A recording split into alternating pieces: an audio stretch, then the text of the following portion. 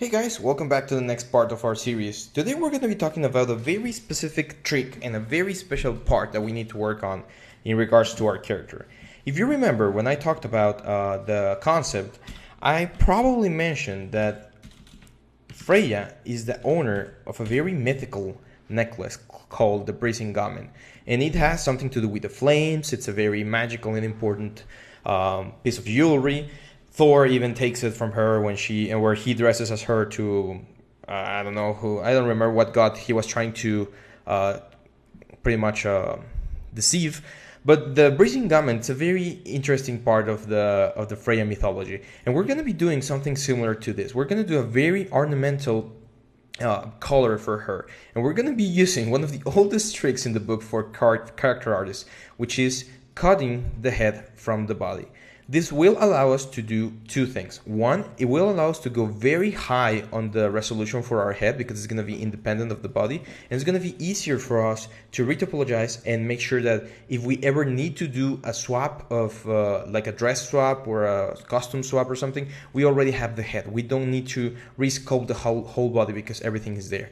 And I'm going to do it in a very simple way. I'm going to select my character here. I'm going to duplicate it. I'm going to isolate, select all the quads from the body, and erase everything else.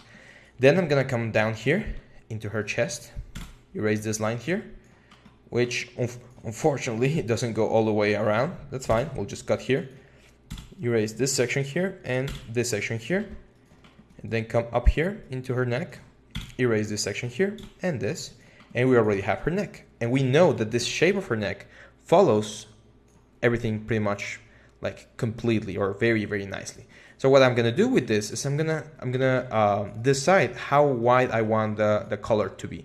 And there are different types of necklaces. If you look into a couple of references right now, you got like the very thin one, like the choker. You got the one with stones. You got the pearl long ones.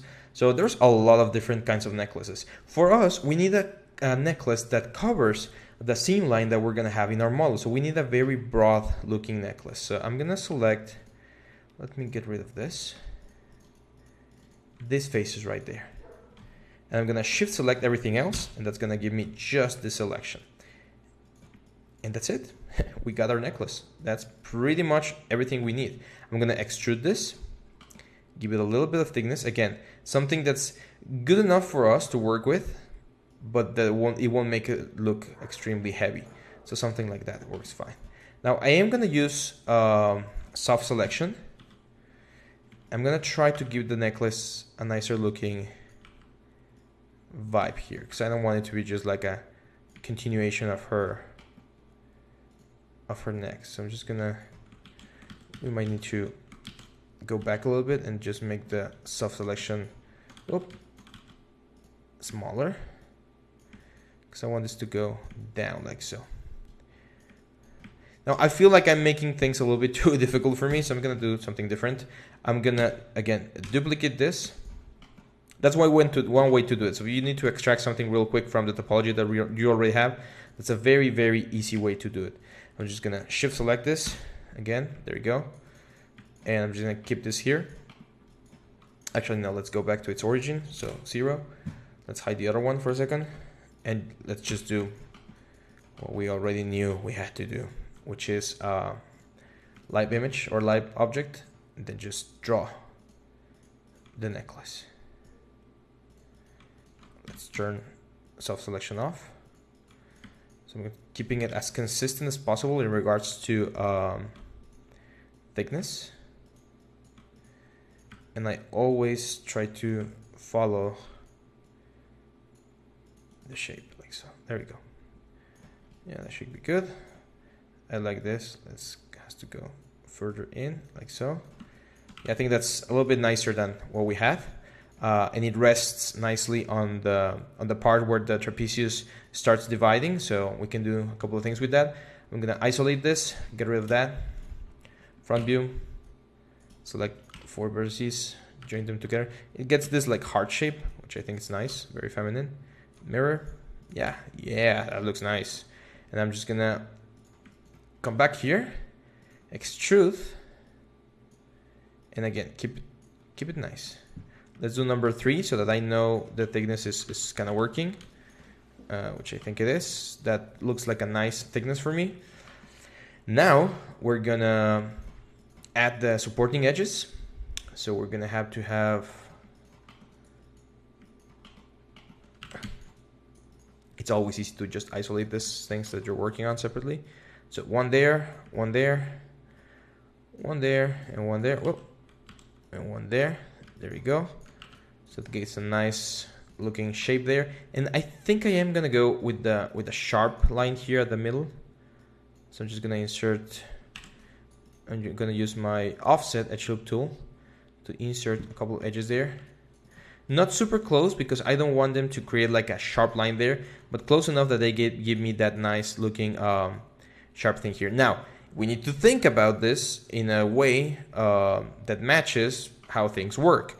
And for this kind of necklace, if we go back to the reference, this one right here, which I believe is the same one as this one right here, has a chain on the back. We don't have that chain, and I don't want to have that chain because that would imply that I would have a very thin part there where I wouldn't be able to hide the seam. But I do need to have something that makes it look like this kind of snaps on or has some sort of engineering thing to it, right?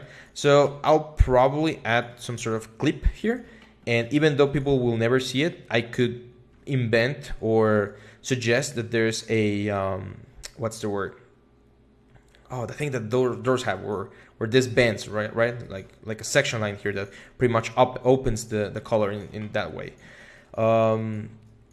Or in our case, since we're gonna have kind of a long hair, we can just hide it. There's a lot of things that don't make sense in games, so it doesn't always have to make sense. Anyway, if we go back here and we smooth that out, look at that nice looking necklace there. The thing I'm gonna do is I need to get this guy into ZBrush. So I'm just gonna export selection, export this necklace, go into ZBrush. I'm gonna go into append, sphere, import, and I'm gonna import the necklace right here. There we go. I'm gonna give it a yellow color. I know this is not gold, but let's do fill object or color fill object. It's just for me to visualize nicer. Actually, a red dress, it's very sexy. So who knows? Maybe we'll do red dress instead of white. It's a little bit too aggressive, I think, but it could work. Control D several times, and I'm just gonna bring it out. Very similar to what we did with the dress. I want this to be close to her, as close as possible as I can be, so that there's no gap in between the different parts of her of the character, but not so close that it makes it difficult to work with. Now the question here would be, what do we do with the dress? And the answer is, it depends. In this case, or in our case, I add the necklace cutoff point, so the head is going to be separated, which means that it's better for me to have the dress beneath the necklace. I'm just going to go over the necklace and transition into the cloth. So I need to push this. I can push it lower, but I'm going to have to push it in as well. We can have a little bit of a bulging or bulgings in some areas. It's fine, but I'm thinking that the necklace kind of holds that part together. Again, I'm having issues with my focal shift. Let's just bring this out. That's fine. A little bit of bulging there. It's fine, but then I need to bring this in. Same with this.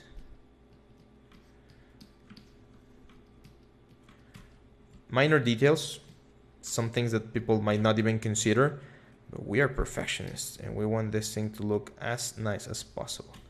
So see how I push the dress right there, and I'm gonna pull it back up there. There we go. So what we're gonna end up doing is we're gonna be cutting the head right beneath the collar, and it's gonna be stitched together. That means that the mesh is still gonna be watertight, but the model is not, and that's gonna give us more flexibility for our character. So talking about the character, it's time for us to do that thing that I just talked about. So what I'm gonna do here is I'm gonna hide everything but the necklace, like so. And I'm gonna do select lasso. I'm gonna select my head and go right through the necklace, like so.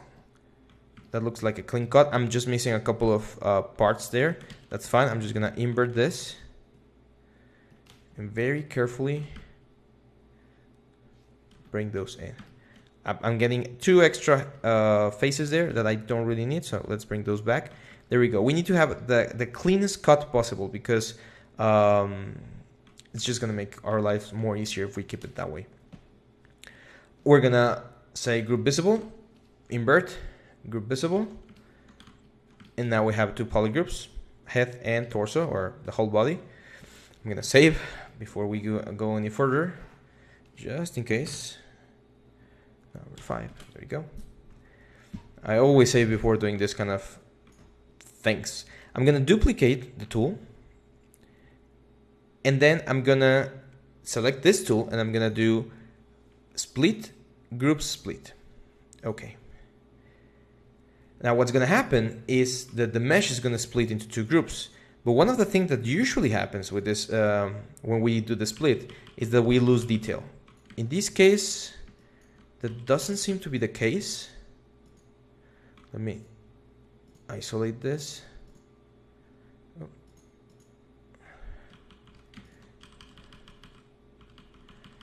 And just compare, like from this to this. Yeah, seems everything's fine. So we don't need this backup. I'm just gonna delete that tool now.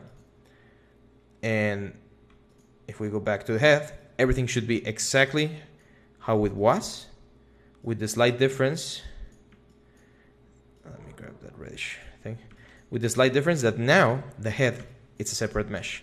So that means that when I'm at the highest subdivision level, I'm at just 500,000 polygons. We can go 1 more subdivision level and we're at 2 million polygons, but only for the head. We're not invading the rest of the body, and that gives us extra control, very nice control for our character. See that nice lines there? That's what's gonna allow us to come very soon with like our alphas, and we can do like pores really quickly. That's a little bit too much, like so. We can start working on what we call the high definition, or the micro detail, or high frequency detail, right? So we can do that kind of stuff right there. And we can go even higher. We can go 1 more level and we're gonna be like at 8 million polygons, which is perfectly fine.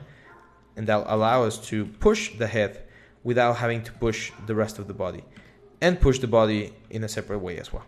So anyway, guys, I hope you like this video. That's again a very quick and easy way to do a transition there. We still need to do all the jewels and the stuff that we want for her necklace so that it really brings something out, and we're gonna give it the importance that it deserves. But we're getting there. We already have the belt, which we just need to keep polishing. We got the necklace. We're just missing a bracelet here that we're gonna have, and probably something on her ankle, like another foot bracelet or something. But look at her, she's looking quite nice. Anyway, guys, I wish you happy sculpting, and I'll see you in the next video. Bye bye.